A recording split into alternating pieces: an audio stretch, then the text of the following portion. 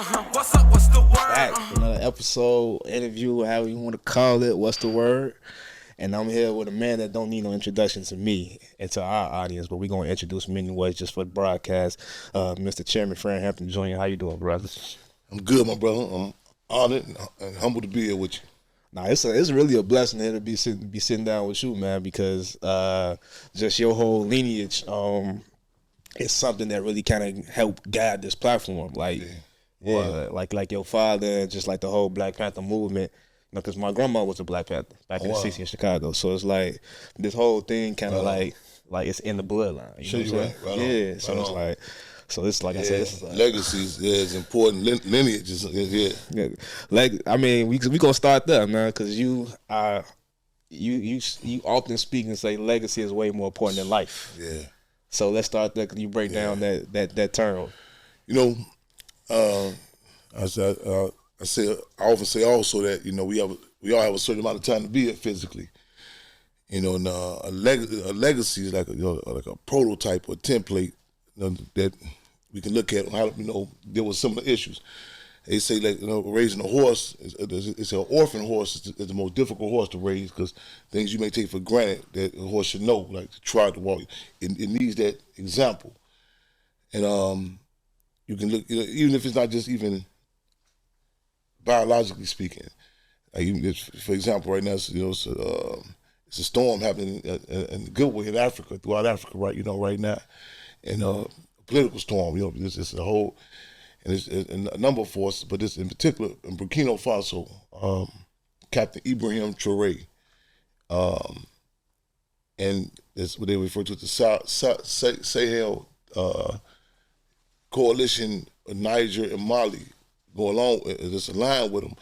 But this brother Captain Ibrahim Traoré, it was being discussed about. He was shot. He's only 38 years old. But it's talking his background, and he happened to be born in this Burkina Faso in the same country in the same year that Thomas Sankara was assassinated.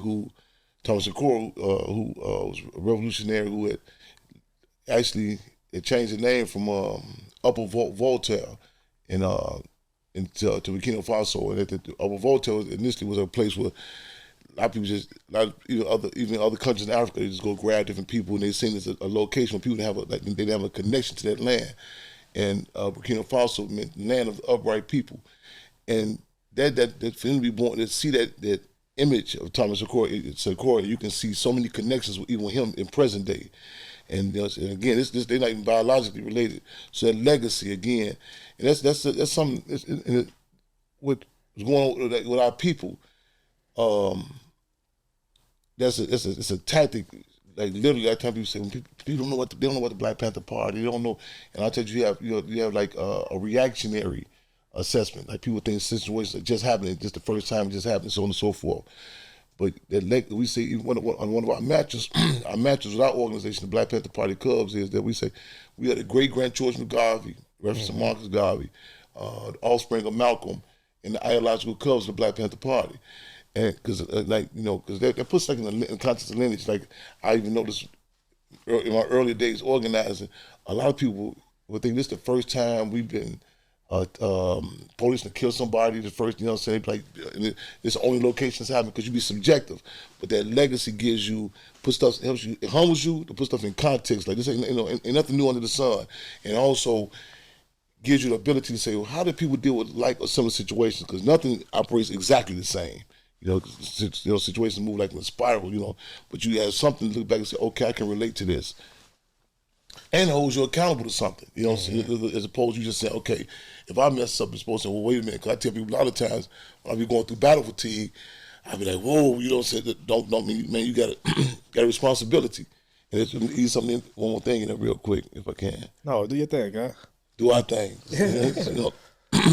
We had a march the other day in Inglewood. And the shirt theme of his Brother Percy, who's the son of David Boxdale, Black Disciples. It has him on there, Larry Hoover's son, Larry, Imam Malik, Jeff Williams, Wakita, in my image, and then there's our fathers over it. And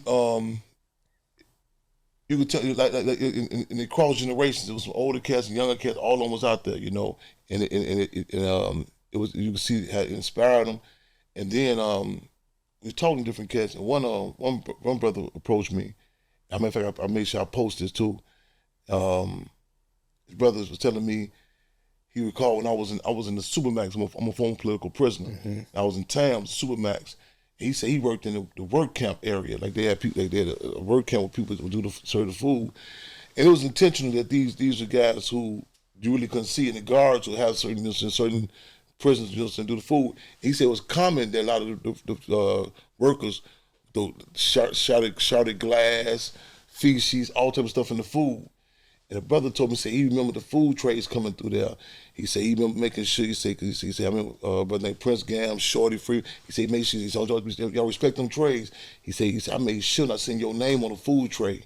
I said, man, don't play them games with that brother food. He said I can hear your father in the back of my head that they're saying, don't let them kill my son. I said, wow, you know, yeah. This brother just told me this other day. He said he worked in the food, and see, it sets the stage. You know what I'm saying, like. Even for future generations, you know what I'm saying, to have something, an example, you know, and people, they remember moves like that, yeah. Hey, as we speak on legacy, I know a lot of people got put on, from my generation, got put on from your pops, from a Jay-Z line when he said, I arrived on the day Fred Hampton died, right? Mm-hmm. And in another song, he said, he scratched it on Judah Black Messiah, trying to say, no, assassinated. Yes. He also got, Jay-Z also got a line that says, sins of a father make your life harder. Which is in the Bible as well. But I wouldn't say the actions of your dad was a sin. It was just like power, like, you know what I'm saying, like monumental things. Do you feel like his actions made your life harder? It's you know, I say it's a blessing and a burden. You know what I'm saying? But I'm honored. I say, in fact, I feel fortunate. To have fallen from the tree of two freedom fighters, Chairman Fred Hampton, and also of Cool and Jerry, formerly known as Deborah Johnson. But I dare not romanticize being a revolutionary. You know what I'm saying? You know, I told this story a number of times too. I say, now that he come with it, and I tell the story about this cat. I know when he hear it, he be like, damn, Chairman, they gonna never let me lay this down. I was about 14 years old, and his sister said, you got a brother? I said, no. She said, this guy say he's Fred Hampton's son. So I pull up on him. Man, you the chairman's son? He said, oh, bro, he said, my brother, he said, I'm Honorable Elijah Muhammad's son, I'm Chief Malik's son, I'm Larry Hoover's son, I said, brother, hold on. I said, I'm talking like who your mother had a relationship with, in that sense. And he said, no, I said, actually, I was hoping he was my sibling. So you take half of the heat that come with this, you know what I'm saying?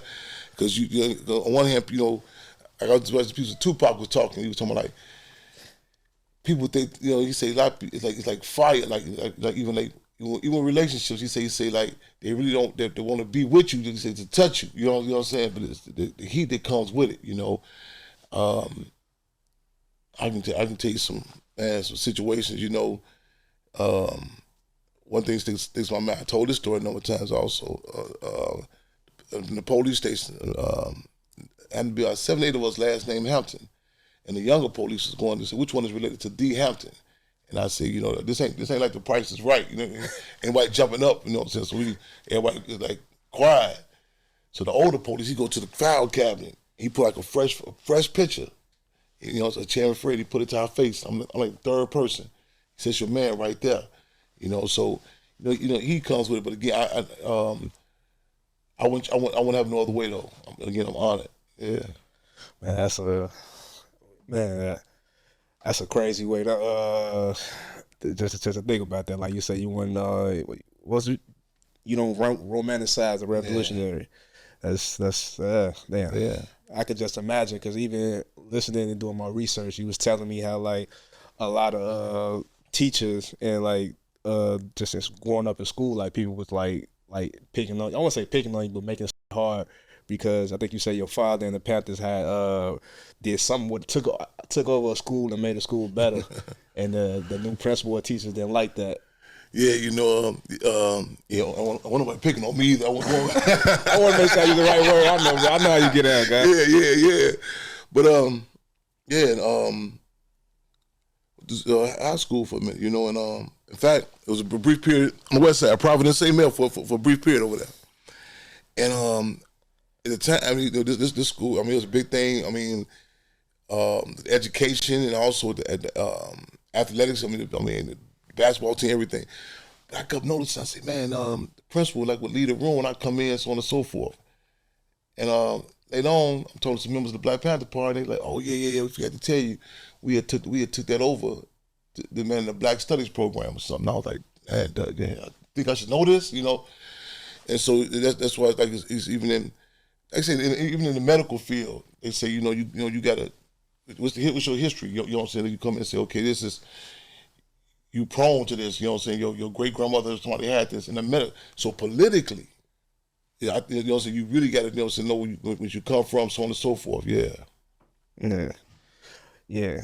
And then, a lot of us, we often talk about from our community, we talk about like the lineage that we got. It's usually from like gangs. Like, so our uncle was this, our cousin was this. Yeah. So we got to worry about like the gang lineage. Yeah. But you coming from a political standpoint, I think that got to be tough because there's not too many people that can relate to that. Yeah. Like if I got cousins in gangs, I got gang culture, but like being a Panther, like not too many people can say they people was a part of the party. You know? Yeah. So like, how was that? Did you feel alone going through this? Did you have people your age? Like who did you confide in to help you get over this? It's still like, in fact, I was trying to articulate something yesterday. I said, how I'm gonna put this in words on a social media post, and I was on the dialogue. One of the this novice, this new force. I don't need to see this tweet on it. Chairman, you had to go in. He was reaching out to me, and I was, but he said he keep on saying I'm gonna get involved in the struggle and get involved in the movement, and he means well.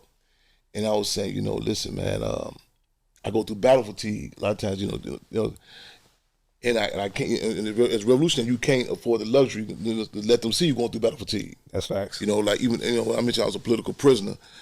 Times even when they would take me and put me in isolation, those are times you still keep your guards, but breathe a little easy though. But to be able to,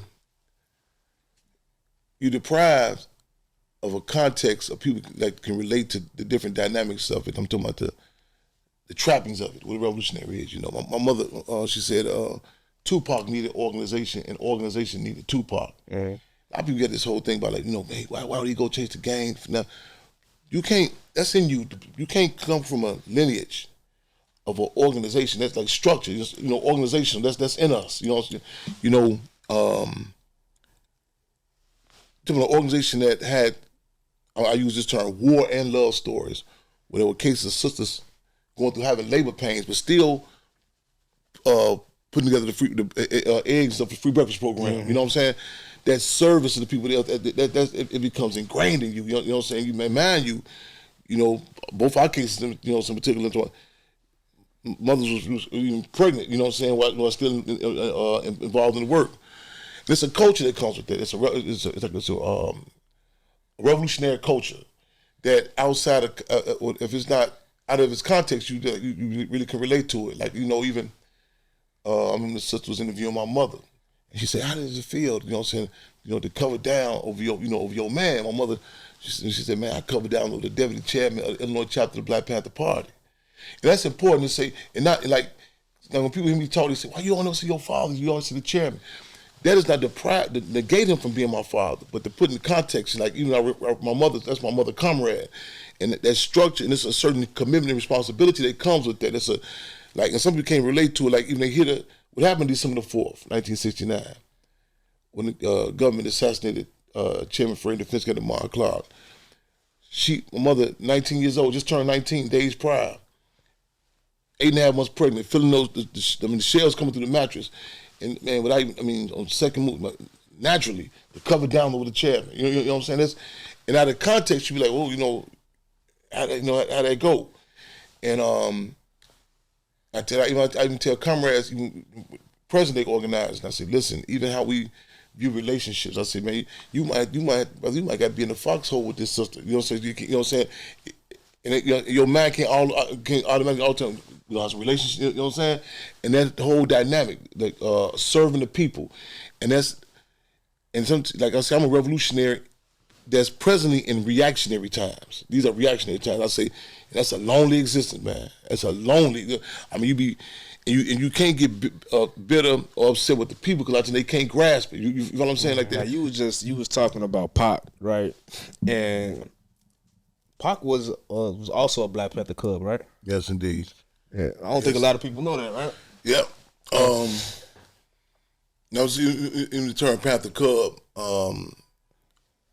I use in dual subject matter. Okay. But the organization I chair, the international chairman, the Black Panther Party Colors, that's an actual organization. But in fact, it goes back to when my mother comrade said the park needed organization, and organization needed park. I got a saying, so we didn't get to touch bases directly face to face. Tried to when I was locked up, it was an attempt. I remember this attempt for us to talk third party around ironically the same time period when his brother Reuben Hurricane Carter, the brother who Denzel Washington played. Watson, right? Yeah. Yeah. He was reaching out to me, you know what I'm saying? They pulled a stunt with him, come to visit me. I was locked up, and they pulled a stunt around that same time. I recall that. Trying to touch directly with Tupac. But Pac, both parents was a Black Panther Party. And in fact, there was a recent discussion about that, about his father, Captain in New Jersey branch of the Black Panther Party. Of course, his mother, Faye Shakur out of Harlem. But they again deprived of that organization, you know what I'm saying, the official entity carried on. In fact, I said we did like a community repast after we left the funeral services. Stanley Tookie Williams, co-founder of the Crips. Now, remember I said something to the effect that Tookie Williams that grew up in the climate I grew up in, deprived of an organization such as the Black Panther Party, and like with the Black Panther Party clubs, I said, never again on my watch will the people be deprived, of that entity, because it's something that like I said, as I said earlier, I don't romanticize revolution. I grew up in a city where the conditions, a lot of names have not even changed, and so like we say, not walking their footsteps, but they pat the Paul steps, and Park that that feeling like people, even in situations in Atlanta, cats, they say, man, like it's important to know that he didn't even know them cats when the police was vamping on these brothers. Yeah, he shot him up. And it's something in you that what I'm saying, and that you feel, but it's also you have to have that the Black Panther Party give us a political ideology. That you need a theory to be married with that practice. You follow what I'm saying? Mm-hmm. There'll be certain things you feel like, okay, like you go, like even with your religious beliefs, you need like that. Okay, this is what we do. We on this particular day, or we fast, and like a structure to it. And the Black Panther Party suffered a military defeat. Ideologically, it won. What I mean by that is, it hit strategic. Like the former Attorney General for the United States, John Mitchell, they said that the Black Panther Party had to be destroyed by the end of 1969. J. Edgar Hoover, the former director of the FBI, said the Black Panther Party represented the #1 internal threat to the United States since that of the Civil War. And they came. They were strategic strikes. Remember strategic strikes you hear about. I think it was in Yemen recently where they some missile or something hit some individual in Yemen. Forgot what he was tied to, but Trump, they talking about how they got these strikes. People like, how they do that? How did they go past certain people? And the missiles, I say, with our people and our movements, there were strategic hits. It was like boom, boom, boom. Deputy Minister Defense Bunchy Carter, Deputy Minister of Education John Huggins, January 17, 1969. Back to back, forced people into political exile. Those strategic hits, but ideologically, you can mention the Black Panther Party to people who we say that we don't call them dope fiends, who demoralize, and you see the life come back into them. So it's ideologically the party still won, but we went for a time period deprived of that structure. I want to get more deep into the structure and like the time lapse of us not having it. Yeah. But I want to touch on what you just said, like them pinpointing certain individuals to take out. Now, Huey P. New and Bobby Seals, like they're known for starting, right? Yes. But they took out your pops. Yeah. They took out the chairman. Yeah. Why do you think it was so important to make sure we take out this black man? I said one time I was doing this image. I'm still want to do it too, like a flip on that Mount Rushmore, and I was to my like Field Marshal George Jackson, Deputy Minister of Defense Bunchy Carter, Chairman Fred, who else I had? Minister U.P. Newton.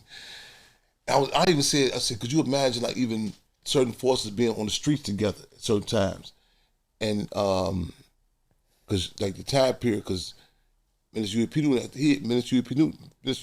got released 1971, August of 1971. I think right a few days prior to the assassination of Jonathan Jackson. And you go back and look at the timelines, like who was being locked up, who was being hit. And it's important when you talk about history in general, you put stuff in context of time, like what period of the Black Panther Party. In fact, that was something I tried to push one of the, we call the Panther Cub peels and applesauce in the movie Judas and the Black Messiah, showing like even how the agent provocateur, William O'Neill, his actions when Chairman Fred was locked up. You follow what I'm saying? Mm-hmm. And so they have the system, they have psychological profiles. You know what I'm saying? People say, what you mean by that? I see, stuff that we do in the community, you go up and say, okay, who is this? It's a psychological profile. But they have the machinery, they have access to our lineage, you know what I'm saying? Who is who? If this person get with this person, you know what I'm saying? What they do. I was on a prison visit with Mumia Abu Jamal, Long Hill political prisoner, Deputy Minister of Information for the Philadelphia branch of the Black Panther Party. And I was visiting him and another political prisoner, Russell Maroon Schultz. And I was leaving when Mumia Abu Jamal said, man, keep up the work, little chairman. He said, and you don't even have your daddy's team. I said, no, it's time. Because even that time period, you know what I'm saying, there was a revolutionary time period, but there was certain people that was out on the street, some people was on the run, and it was the COINTEL the counterintelligence program. It consists of a myriad of things, you know what I'm saying? They can hit you, you know what I'm saying, in a number of different ways, you know what I'm saying? You know, just financially breaking you, destroying relationships, having you in isolation. People are placed in, for time period, Minister UP was in political exile. So all these were strategic hits. And like even with the Illinois and Chicago, Illinois was the largest chapter of the Black Panther Party. So, because again, we like Chicago, I think we just commented about the, like some dynamics about Chicago. This is an organizational structure, you know what I'm saying, phenomenon. Though it's corroded now, however, one of the trappings of also of it being one of the top segregated city, it also has that structure and that organization. It's like organization is like, I mean, some people call it cliquish. You know what I'm saying? Like you go, everything is you go to that's that particular church. That's, you know what I'm saying? You can, and I remember telling some brothers, I said you can be in Chicago and the Kenny guy have on no colors. You know, and you can, when he start talking, you can pick up on what organization he with, you know which side of town she live on, all that. So it's a strategic hit. You know what I'm saying? Even the way they assassinated the chairman, you know what I'm saying? It was a strategic. It was a number of things that was happening. It was discussion about him being elevated to the Central Committee of the Black Panther Party.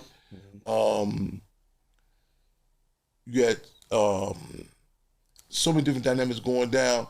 And they in like the breaking process, I draw this analogy to like when a pregnant sister would run away on the plantation, they just wouldn't kill her. They would go grab her, bring her back, and they would like cut her stomach open and stomp the fetus to death in front, you know what I'm saying, from the populace, you know what I'm saying, to break people for generations. That move that, you know what I'm saying, with Chairman Fred was a strategic hit, you know, and there's a number of different things that was going on. In fact, just talk to the brother who played Jake Winters in the movie Judas and the Black Messiah. Jake Winters, Spurgeon Jake Winters, who was assassinated November 13th, 1969, defending himself on the south side of Chicago, 58th and Calumet. Before they took him out, he took out two police, and he was moving in defense and self-defense. But the next day, they say they call it. They say it's reported maybe in the Chicago Tribune. Then U.S. President Nixon was in a helicopter and they rode over the Black Panther Party headquarters, and they said Nixon was quoted saying, "The Panthers got the last one, we get the next one." And they had convened a special meeting with law enforcement. They said, and the question was, what's making these move with the spirit of Quantrell? Quantrell, they referenced Quantrell was a Confederate general who was known to inspire his troops. This is his name. And the response was his chairman, Fred, in the Black Panther Party. And you know, so these are some of the different, I'm trying to put in context that climate, how they had to make that move, you know. And see, even that dynamic of the organization, to my life, you had a climate, a revolutionary climate where it was impacting everything from the music, and in Chicago, back to what I said earlier about this organization dynamic, you seen the anti being up, the phony known devil disciples that saying that we're not a black disciples. You know what I'm saying? You seen the Black Stone Rangers, the Black Peace Stone Nation, taking them over nationalistic stands. You seen what Chairman Fred was able to literally flip the script on such tactics where the U.S. government is documented what they told the vice lords. They'd give them a certain portion of the west side of Chicago if the Black Panther Party would not be able to open a free medical center on 16th Street. Chairman Fred was able to flip the script and subsequently win them brothers and sisters to a point of unity where they subsequently end up working at the free medical center. You know what I'm saying? Even the federal government said when the Black Panther Party was in existence, there was a record low to what they call black on black crime. And see, it's one thing to be like as an individual, talk that question of organization. You know what I'm saying? That like one brother, we was in front of the Hampton house. That was Chairman Fred grew up at. And I remember sitting there, his brother he walks up. He said, "You look familiar." I said, "Yeah." He said, "Yeah." I said, he said, "Somebody, you mentioned Louisiana." I said, "What you know about Louisiana?" So we talking. He said, "I knew Fred." I said, "Yeah." He said, "I knew him before the Black Panther. Remember the Black Panther Party?" I said, "Dig that." I said, "Well, do tell, enlighten me." He said, "Man, there was he said, man, G," he said he was a different sort of leader. He said, "I remember this time he came in this pool hall. He had this long trench coat." He said, "I know he didn't know some of them guys." He said, "But the way he would," he said, "it was like a band leader. It was like he said like all those missiles, the music, like a directing an orchestra. You know, he like talk to people, warn people." And I was tripping. I said, "Man," I said, "You seen the movie Judas and Black Messiah?" He said, "No." It was a similar scene to that in the movie. And I called the director, Shaka King, and I said, "Man," I said, "Brother, tell him what you just told me." And we was tripping about it. His brother told about that. So that ability to organize, you know, see, I tell people a lot of times, I say, to have brains, backbone, and ability to organize. Just like you're just a three-strike offender, 3 strikes. You know, so it's one thing, and don't slight on it. There's certain arenas, people, they the information. But to be able to organize people, you know what I'm saying, that's a you know what I'm saying, and that's a task that I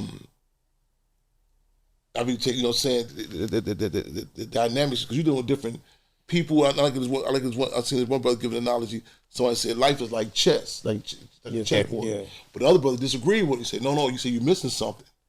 He said, no, he said chess doesn't have. He said you can move this pawn, move it. You got different people with personalities. I say, whoa, he own it.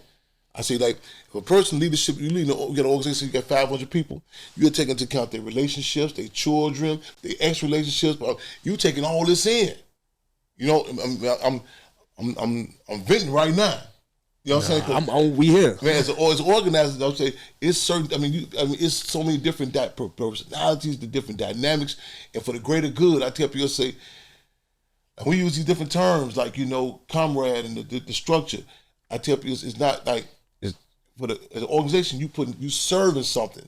You know what I'm saying? The greater good, not, you know, like I tell people. I mean, I have people who on my detail who I don't like personally. You know what I'm saying? But for the mission, you know what I'm saying? And especially with our people, a lot of people have no frame of reference to that. You know what I'm saying? They see it subjectively, like they ain't my friend, but you can see it. You can look at situations, say for the police, for example. Roll call come in, you in the car with this person, and they have psychological profiles. They say, who we gonna put in the black community? Who gonna put in, you know what I'm saying? They know which ones to throw in there. Teachers, you know what I'm saying? A lot of us, we have a reactionary assessment. A lot of people just think it's just young white women teachers, that's the teacher you coming. There's no black men in there. There's policies put in place where they'll tell them that we'll forgive your student loans if you do a certain amount of time in urban communities. And you hitting a child at a certain period in their life that sticks in your brain. You feel what I'm saying? Mm-hmm. So they take into account psychological profiles, so on and so forth. With us, as an oppressed people, you got to deal with what you got to deal with. So some people say, Champ, how are you dealing with this cat? I say, I got to deal with the mentally scarred, bad body parts, and broken hearts. You know what I'm saying? And a reporter asked me, he said, how many members do you have? I said, well, sometimes it depends on how many people the police have murdered. People get involved in struggle through inspiration, aspiration, or desperation. You know what I'm saying? I tell you, this ain't no phase I'm going through my life. You know, so you got to deal with different people, especially to my on national level, international level. Some people they have a sugar rush. They'll see a movie. Oh yeah, I'm down with that. You know, they gone after that. You know what I'm saying? Some people, I'll say, this happened to me. You know what I'm saying? But you got to be able to take that energy. You know what I'm saying? But also you taking that toxicity and also, and to be able to do that, to be able to organize. In fact, even some members of the Black Panther Party say Chairman Fred was able to take a motley crew and work that number. Yeah, like hearing you break it down like that, it makes sense. Like just making sense just off the history is just like Chicago culture. Like a lot of times when we speak about gang culture, I be like, when I'm talking to my homies from like LA, I'm be like, yo, that Crips, that blood stuff, it couldn't come in Chicago. Like Chicago is one place where we had our own thing. You know what I mean? Just how our strength is, just how our structure, and just our culture, how we deep rooted. And seeing how you saying that with the Chairman Fred, it's like that's in our DNA. To be that strong, to be that will. So to take him out was like had to be done. Like no offense to Huey Newey and them guys on the West and the East Coast, but it's something about that Midwest that's strong, like how he is. Like you took out to me, it seemed like they took out the heart and soul of the Black Panther Party. Man, you, that these forces would be hit with the COINTEL also. Minister, you know what I'm saying? Yeah. It was, you know what I'm saying. I tell you, I say, though the U.S. government took my father in a graphic way, blatantly, they attempt to take all of our fathers, all of our mothers, by either shooting them down, stringing them out on drugs, locking them up, punking them out. You know what I'm saying? So they have a myriad of ways of taking you out. Chicago, some of you trigger my mind on something else too, though. Chicago was the last major city that crack cocaine was introduced. Mm-hmm. It was certain things had to happen because I mean, Fluky Stokes had to be murdered, Jeff Ford had to be locked up, Chief Martin had to be locked up. These are one of America's policies is to create chaos and then restore order. Create chaos and then restore order. So that's in Afghanistan, that's in Iraq, that's in Africa, that's, you know what I'm saying, that's in Chicago. Like strategically, you know what I'm saying, pick up certain forces, you know what I'm saying, and the trickle down impact. Yeah. Yeah. So you just spoke on the movie, and you say a lot of times that movie probably got a lot of people eyes open to like what you guys are doing and just the history. It's some things in that movie that I wanted to just chop it up with you about. So, the crowns, right? Was that supposed to be Jeff Ford? Yeah, that was some struggles about even in addition to the crowns, there was times where politics had clashes with creative, because there's like a balance. Like, say, for example, there was a scene when the Panther Party headquarters was attacked. Initially, the sister Dominique Thorne, who was playing Judy, Comrade Judy, she came out blazing. I said, whoa. I said, that can't happen. You know what I'm saying? Because people walk down the street, and also the first thing in the Black Panther Party was the Black Panther Party for Self-Defense. Yes. So that's one example. But yeah, that was even there was certain dynamics that you like. Even with it was a historical meeting, and there's certain things, you know what I'm saying, that you have to take into account that how, you know, it was such a phenomenal situation. And I mean, like, it's actual war stories, like, you know, I mean, the disciples talk about when Chairman Fred came to the park and talked to them, and you can miss certain things that are so phenomenal. You gotta be like a good meal. You gotta be careful. You miss one ingredient, it can offset the historical move. So there was some struggles about, you know what I'm saying, even about, and I respect structure of different organizations, and it's, like I say, and so there was some battles about who to be picked, and some people said they didn't want them to be in it because they had a leeway to be able to lay out. It may be something as simplistic as the terms used, you know what I'm saying, how you speak, that can get the wrong impression. You feel what I'm saying? And I tell people, say, like, even when there were internal differences in the Black Panther Party, part of me was able to pick, say, no, that's a Panther. You know what I'm saying? And out naked eye don't know that. You know what I'm saying? How you come to a meeting, all that. And a lot of times, how the street organizations are depicted, it's limited to this machismo. Who gonna fight? You know what I'm saying? But it's the political dynamics. Like I was even told, like even actually when Chairman Fripp, when they gonna meet with this Blackstone Rangers, Chairman Fripp was so strategic. He say, man, he say, make sure he say when we pull up, he say that door has to open, that door closed. Pull up, you know what I'm saying? That he say Jeff looks at structure. You know what I'm saying? There's a whole importance to that. So you wanna how you know what I'm saying? And you contending with a lot of things, the mindset of how people see organizations, how people see race. Like even the scene where they went to go meet with the Young Patriots, the poor whites who came from the Appalachian Mountains. Initially, when he came in, Preacher Man, leadership Young Patriots, was like on a podium. It was like a light behind him, and like Chairman Fripp was looking up, and I said, "Whoa, no, that's a no-go." You know what I'm saying? And see, everything's political. You know what I'm saying? You know, and not that we're not even conscious of it. Like I draw the analogy when Queen Nzinga, I think when she met the British or the Portuguese, met the British, and they were trying to broker this quote unquote deal with her to enslave her people to get in. When she got there, they were sitting. They didn't have a seat for her. Her sentries, her security, they knew automatically. They as soon as she came in, they got on all fours. They turned to a human chair for her. You know what I'm saying? And that's political. So even how we, you know what I'm saying, so there was different things. You know, that's why it was important that young genius Ryan Coogler, that term cultural expert. You know what I'm saying? So myself, my mother was a cultural expert. You know what I'm saying? To lay it out, and that's something that should be inclusive with any narrative about your respective people. That's a culture to Chicago. You know what I'm saying? How organizations move. Because outside looking in, you're like, oh yeah, the gangs. You know what I'm saying? Which is, I tell people, that's a new term. Not like those was fighting words years back. You know, you call them organizations gangs. You can go back and look at old graffiti, and you had at the end, you had BDN, Nations, GDN, CVLN, BPSN. They'll say how it depicted. Yeah, and them all nations. Yeah. You speak about legacy a lot. You think about DNA because I see you talk about like how you feel like you live your father life in certain instances before, and I want to make this all come full circle. We talk about from Africa, we was in tribes, and you speak about these organizations, the street tribes. Like so, it's like so many things that they say they stripped from us and still in our DNA, and we lived here, and we just tribal people. Like, and when you said that, it kind of feels like that. It's like we tribes, right? We just in our culture, like in Nigeria, they got the Igbo and Yoruba. Like here in Chicago, you just might be a BD, you might be a Blackstone, but that's still your tribe. Black Panther. But we hit. It's been some nasty cut put on us too, though. It's been some.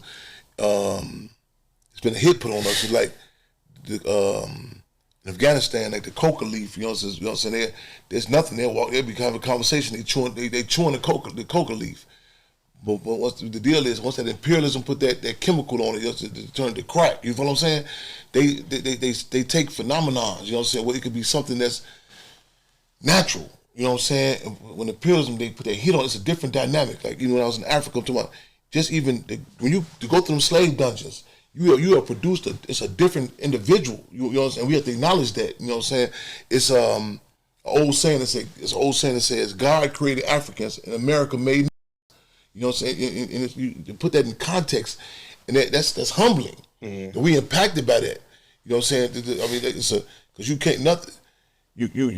No one.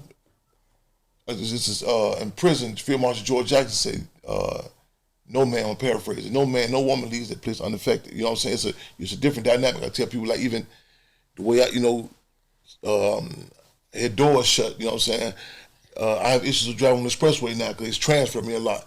So what has been done to us, but back to your point, I agree that core of us is there. You know what I'm saying? But also it's a war. It's designed up to. I mean, you talk about they done stuff to us that veterinarians don't do the animals. You know what I'm saying? It's stuff that's steady coming out. I reposted a post yesterday. How they kept our brains, and some sister was they had her for this plantation owner. They would use her skull as a drinking cup. You know what I'm saying? And it's stuff that we can't even fathom. So you know what I'm saying? So it's humbling. We're not the same. We've been impacted by that, but it's some of us we all damaged.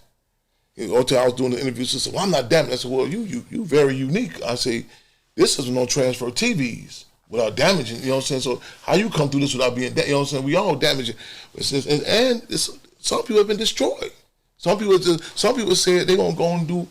They can't go on and join. They're trying to assimilate. They want to be that. You know what I'm saying? So I said, for us to even be walking straight on walking. You know what I'm saying? It's something in I seen this other post that said, if we were to look like we've been through, we'd be so ugly, man. You know what I'm saying? So just the fact that, I mean, and I appreciate. I tell people, I say, to go through this. I say, and especially when you're fighting. You're fighting for our people. You have to be real. You don't want to become what you're fighting against. You know what I'm saying? But the reality is, a struggle. You're going to do some cold things, but you want to become a cold people. Go back to what you were talking about, like a culture. Like it's certain things that we have to do. Like I seen the comment. I'm going to touch on this also with the Larry Hoover case. Yeah. And you see like this attack. This and people's outside looking in like, what is he talking about? Let him out, only this gang. And some brother gave a powerful response. So he said, you have no concept, of our environments, the community, so on and so forth. And and when you're not in, it's easy to be judgmental. You know what I'm saying? To be, like Tupac said, roads are grew from concrete. You know what I'm saying? And to be able to put that in context of the conditions, what we subject to. A lot of people say, I have an issue with that term. People say we all got choices. I have an issue with that. I mean, this system. I'm demanding. I mean, it's every day it's to take away your childhood, your manhood, your womanhood. So you have your humanity. That I tell you, especially when you come out of that. I mean, with your sanity alone, that's a move. You know what I'm saying? And because it's not designed to rehabilitate you, you know what I'm saying? And you look at the cases, Mr. Hoover and so many others, you know what I'm saying? You logically, you say, man, you try to make it make sense. You say, this ain't no war on crime, ain't no war on, you know what I'm saying? I tell you, if you think this system want to stop crime, you believe Don King want to stop boxing. You know what I'm saying? It's an economy based on this, I'm thinking I'm gonna give you one more scenario. Hey, do your thing. We had this do our thing. This people's thing, man. Another march a few years back, Inglewood. And I remember walking down, we walking down the street and I hosted. And people was coming in. And these colored brothers who was demoralized, they was going through their issues with drugs. So they come in, they said, what's going on? So we tell them, so you seen them like literally going through the blocks. So they start, one of them started saying, free Jeff Ford. I was saying, free Larry Hoover. And it's like, man, I'm telling you, it's like a Jenny Craig. You can see them like, just the men mentioning their names. You can see these brothers straighten their back up, start, so you can see it. Then they like elephants, but you can see them getting like to tagging. One of them talking loud, another one. You know what I'm saying? So one brother said, man, Chairman, I said, no, be cool. This has to happen, man. This let the process. You know what I'm saying? And you can see like they flashing back in their time period, and they literally, they get more bold and more stronger. They free Jeff Ford, free Larry Hoover. And it rang, and other youngsters looked at them like they ain't never seen these cats get down like this. So they started coming on. You know what I'm saying? The energy was intense. So we get to the spot, and I wait and strategic. Like, man, so one guy said he thought he was gonna get antagonistic. I said, "I'll be cool." I said, "Don't listen." I said, "I know our people. Let it happen. Let it happen." So we got there intentionally, strategically. Dave Barksdale's sons there, Larry and Larry who joined. So we all came to the front, and they were saying, and I said, free them all. You know what I'm saying? And that points of unity. You know what I'm saying? So you talking about coalition building. You can't go to a block party if you don't know your own home address. You know what I'm saying? So they was able to build something else in the strength, and it was a phenomenal energy. You know what I'm saying? And I tell you, National Geographic got this piece where these elephants was going through musk. It's like puberty. and they bumping each other. You know what I'm saying? And it's natural. They not no bad elephants. This how they integrate. How they, you know, they bumping each other. You know, they bumping. They brought a bull elephant, the male elephant. Just brought him. He had just his presence. You could see the aura. And the other elephants that this man got in structure. They strategically take individuals out of our community, you know what I'm saying, who just the mere mention of their name, it impacts us, you know what I'm saying, it impacts our people, you know what I'm saying, something to relate to. And they give us people who, this system's intentionally, when they colonize the people, this is in Africa, this is in the Philippines, this is when, they'll give you people who you can't, they'll give you either A, the run to the litter, or B, people who you can't even relate to, you know what I'm saying, like, you know, I can't, this cat don't understand my circumstances. But they'll take certain forces away, you know what I'm saying? But when those people come there who can relate to you, it impacts you without even saying a word, you know what I'm saying? And that's a community. No, thanks. No, that's relatability is a lot. That's how you become a leader and be able to galvanize the people. Now, you spoke on Larry Hoover. It's mixed, like I said, it is mixed feelings about him coming home. I just want to know, give your take. Do you feel like him coming home, if Governor Pritzker, you know, decides to pardon him, do you feel like that can have a positive impact on the streets right now? Or do you feel like he's been gone too long to even have any relatability to what's going on outside? One, we can't, like we say, okay, you can, let's even just go for right. I mean, thus far, just even discussion, it's people who have had no discussion about prison, like, who, you know, if they had it, not openly. Look on, I mean, it's people who just was on their social media just doing, like, for lack of better words, clown topics. You know what I'm saying? Joking. Use the discussion. You know what I'm saying? People, you know, and I mean, we have to, like, heighten the contradictions. You know what I'm saying? Like, you know what I'm saying? To have, so you can see the benefit, or just even discussion about that. People who have, you know, family members who locked up. You know what I'm saying? Who we talk to in this period. Don't talk about that, you know what I'm saying? I think it was a match with Alcoholics Anonymous say the first step in addressing a problem is recognizing we have a problem. Yeah. And you had a climate during the 60s, the revolutionary climate, where the concept was heightened, where you couldn't, like, there was a certain amount of honesty to it. Like, you know, you ask a child, where your father is? He locked up. Your mother, she on the run. They wasn't this, you wasn't hit with this, like, this so-called war on drugs and other propaganda the system gave up with children says, so I ain't got no mom, I ain't got no dad. See, it's one thing to be attacked, but to be clear, so you get some, like, you know what I'm saying, you're 72 years old. And you heighten the contradictions, you start seeing, like, and you need these contradictions to say, man, how this, you know, man, how they, it's not about no war on crime or no war on gangs. You know what I'm saying? And I mean, what did it do? You can look at right now. Don't get me wrong. We're not satisfied now. You know what I'm saying? So definitely want back on the streets. But to answer your question, yes, not just the community. We have a phenomenon. Certain people that you can that look like you. You feel what I'm saying? That you can relate to have a discussion, because there's so many cases. This is in every arena. This is in the streets. This is in music. This is in education. This is the medical field. This is with children. When you playing with with your child playing with a dial, and you say, and that baby, that child is impacted by not seeing a dial that looks like them. You know what I'm saying? It can't even relate to it, and it created a number of things, including a self-hatred. You know what I'm saying? And then so many times you seeing people tell you, well, this person, this other person, they get out, they don't get locked up because they work hard. And you can sell that snake oil for so long. You start looking at other communities. You start saying, man, look how they depict it. Look at other people, even if there are differences in their communities. Go look at that footage with John Gotti. Go look at that when they go to his respective community. You know what I'm saying? How do people relate to him? You know what I'm saying? And see, the Black Panther Party said differences amongst the people are reconcilable. However, difference between the people in the state are irreconcilable. I recall some years back, and this was after the federal indictment with Mr. Hoover, and I was on the radio and the lady was going to, he done this, he done that. I said, you know what's interesting? I say, because at the time Mayor Daley was the mayor. And I said, I heard it's interesting how you're so open to forgive Mayor Daley. The role he played is a thing they refer to as about a pound. It's an actual, when Daley was state's attorney before he's a mayor. Oh, also, David was a prosecuting attorney on the Quantity 17 case that Larry Hoover and others was locked up in 19. Yeah. This got history. Yeah. He's the state attorney office then. And the community, it's just so forgiving. It's kind of like they say, like in the food industry, they say, when you go to a ruling class or white folks institution, they get your order wrong a million times. You can still go back there. You go to black folks restaurant, and that one pickle slice was missing. I ain't fooling with them no more ever. You know what I'm saying? So even that to say, like, even our community, you know, and that impacts how people view you. You know what I'm saying? You just it's come through. You know what I'm saying? You find yourself justified. Well, they done this to him.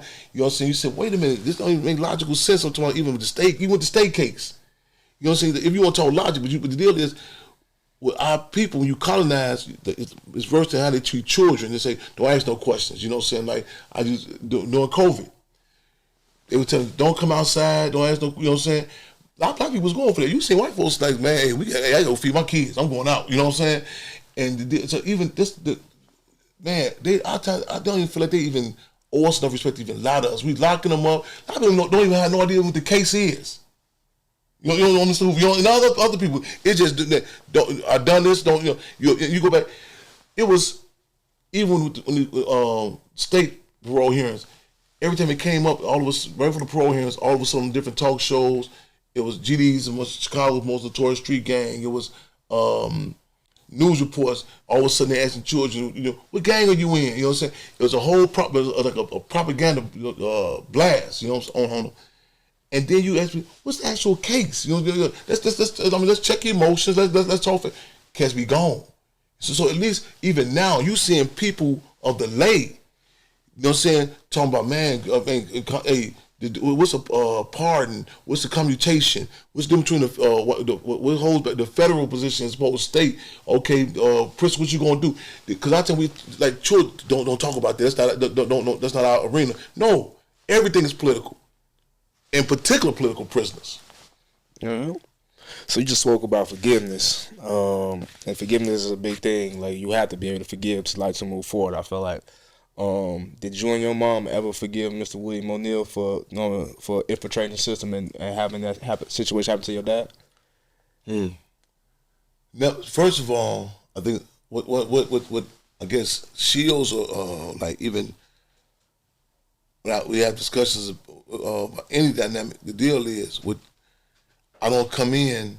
I humble myself. We humble ourselves. We humble the politic that it never puts us in a position like it's just a personal situation. You feel what I'm saying? Mm-hmm. It's like they say when you like in martial arts fighting. If the hit comes, if you take it right there, it hurts more as opposed to it's where you can make it spread throughout the body. You put this in context of who O'Neil is, the government. That's what I'm saying. The assassination of Chairman Fred, and not be so. What that mean? That means that you cool? No. And I remember a situation. I was in Cook County Jail, and the individual that grew up with him was being brought to county jail. We grew up with William O'Neil, so it was a big hoopla. Lock the jail down, and kind of like, what's going to happen? I said, man, and I said, I want to pick this guy's brain. So came on the deck, and he said to me, he said, he said he grew up with William O'Neil. He say when he seen him later on in life, he say he said I had a deeper respect for your father and deeper respect for the Black Panther Party. I said, yeah, why is that? He say he didn't recognize him. I said, wow. And mind you, this is before the Kim Kardashian, all this, so plastic surgery. That's something new to us. But he said they gave William O'Neil plastic surgery. I mean, as a child, I remember we going to his funeral. I walked up in there. I remember. My mother when the spit up and she stopped. She said, "Whoa!" She said, "That ain't him." So it was later found out about the plastic surgery they gave him. So, answer your question. I tell you, I check my emotions. Only my emotions check me. So you know what I'm saying. So I don't even give it on like it's something. I tell people you flatter people like saying this person made a move. They have psychological profiles. These are tools. And I'm going for the stakes are high. I tell people we playing for the big picture. To heighten the contradictions and put in context. That's why, like, you take Chairman Fred is assassinated, because these are microcosms of what happens to our people. You can vent and get, I don't like dude, I'm mad at dude. That's like a sugar rush. You know what I'm saying? And the deal, are you planning? Are you venting? Or you know what I'm saying? Are you trying to heighten the contradictions and, you know what I'm saying, to put in context what happens to our people? And the deal is, there's a war waged on us. There's, I mean, it's been called war on drugs, war on guns, war on gang. There's a war waged on us, and we must. Like you don't hear people talking like in declared wars. You see what's happening tomorrow, even right now. You know what I'm saying, with the U.S., Russia, Ukraine. It's a clarity. Like they go. It's a mission. Like it's a scientific analysis. You know what I'm saying? It ain't no, like, even right now in Africa, it ain't whether, you know, Putin like Captain Ibrahim Traoré. It's a scientific analysis. Our people, I tell you, we talk to, like, even with the commutation. Mr. Hoover sent us back. U.S. President Trump. A lot of people like, man, you think he like black people? I said, how y'all just go to this elementary assessment? You know what I'm saying? These are political moves. Yeah, it is. You know what I'm saying? And we have to be clear of that. And that shields you from this all the time. You know what I'm saying? Like, releasing this energy, you getting charged up. This person like you. You have to put stuff in context of times, conditions, so on and so forth. There are people who mean the best, but you know what I'm saying? But they're detrimental. Even to me, you know what I'm saying? I gotta be clear on that, you know what I'm saying? So if I look at it like a person intentionally betrayed me or betrayed our people, you know what I'm saying? Man, there are those who are enemies of the people, you know what I'm saying? We got to struggle to have that structure and that clarity so that it's put in context so we can see the warning signs, and also protects you. You have a structure. It protects, okay, that's your lane. You know what I'm saying? That's your, and it's deeper than just who you related to, or if you just black. You know what I'm saying? People say, oh, we all black. No. That's not the case. We have to be clear historically. You know what I'm saying? There have been agents, provocateurs, informants. You know what I'm saying? To talk, you know what I'm saying? Chairman Fred say, Chairman Fred said one day, they say, half these be agents, rest of them be stupid. By the time I figure out which one it is, I've been in the penitentiary, the graveyard. Some kids don't even mean no harm. Don't mean no harm. Dangerous. They harmful.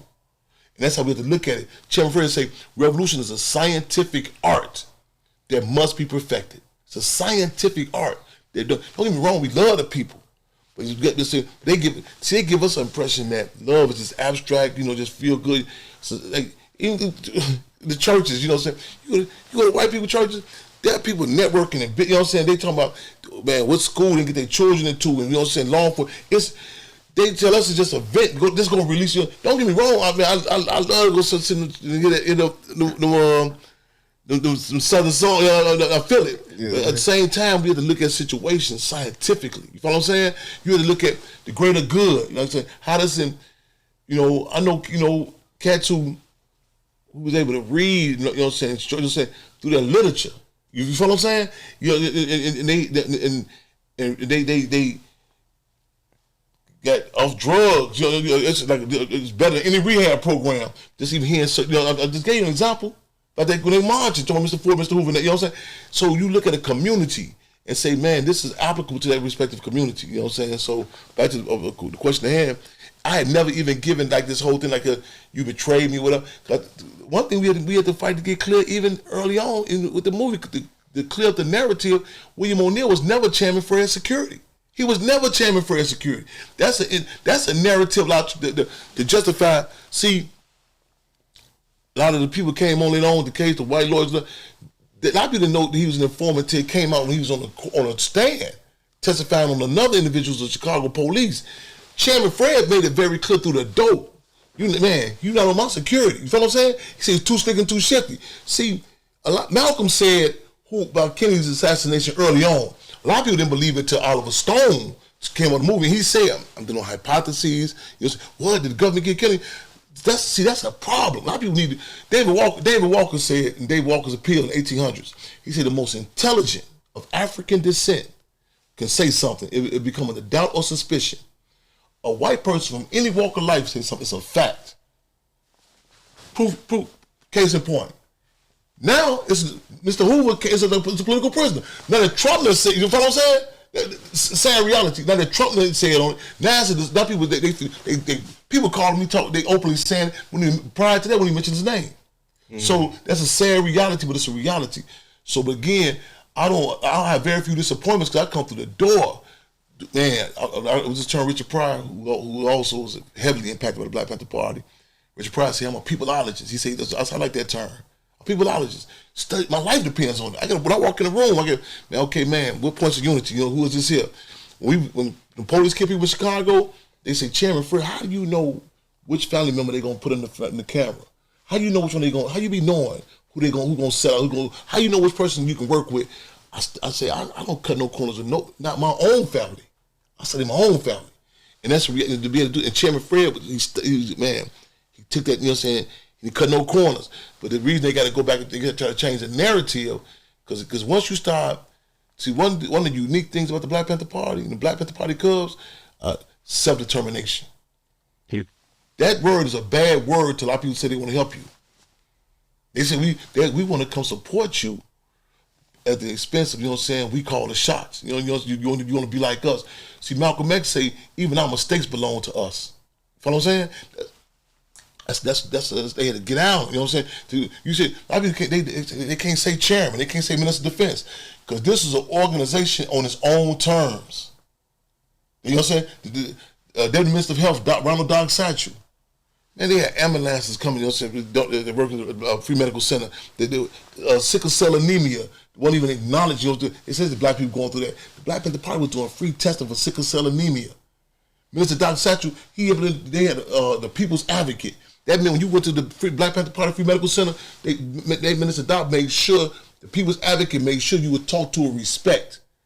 There's the People's Advocate. You know what I'm saying? Black cats can't never have no frame of reference or no 14 or 24-year-old cats doing this. This young sister from Haiti, she said one time, years back, situation happened, she stayed out east and some cats took over her front porch. They hustling hard on her front porch.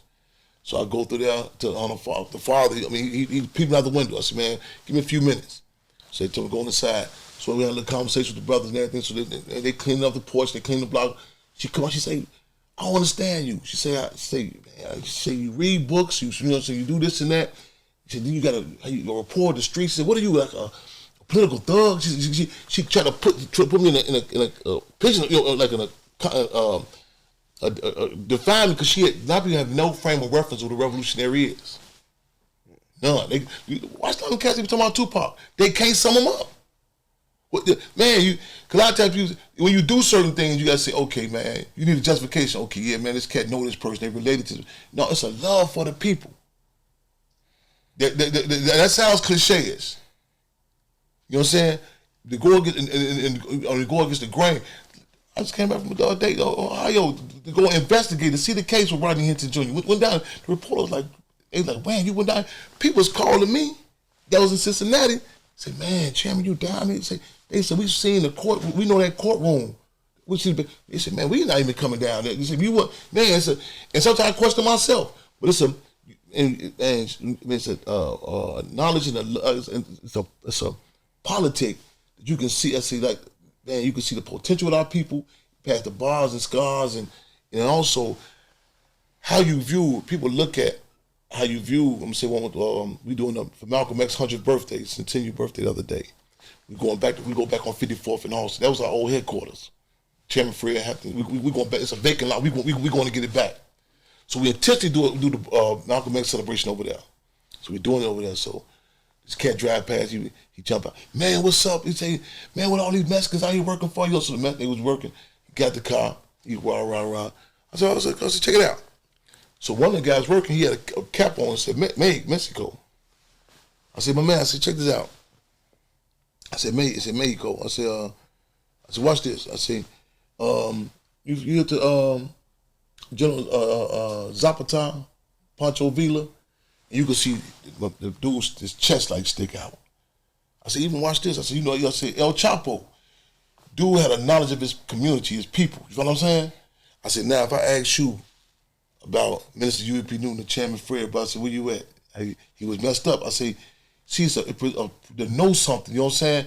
Know where you come, it produces a different sort of person. People on the outside look at you different. Mm-hmm. You know what I'm saying? See, that you got a finance, they gonna respect you. Flip Wilson said, let me put Flip Wilson in context too. That's how Richard Pryor was even able to get on TV. He had to go through this more palatable individual.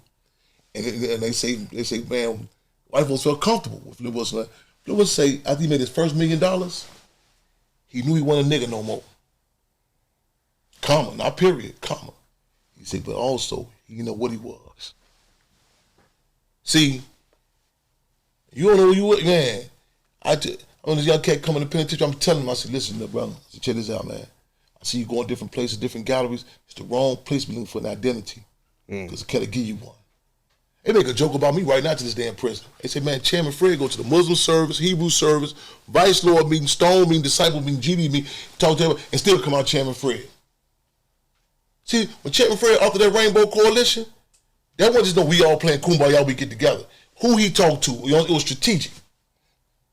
The timing, locate, all that. Yeah. And respecting, again, self-determination. Nah, that's real.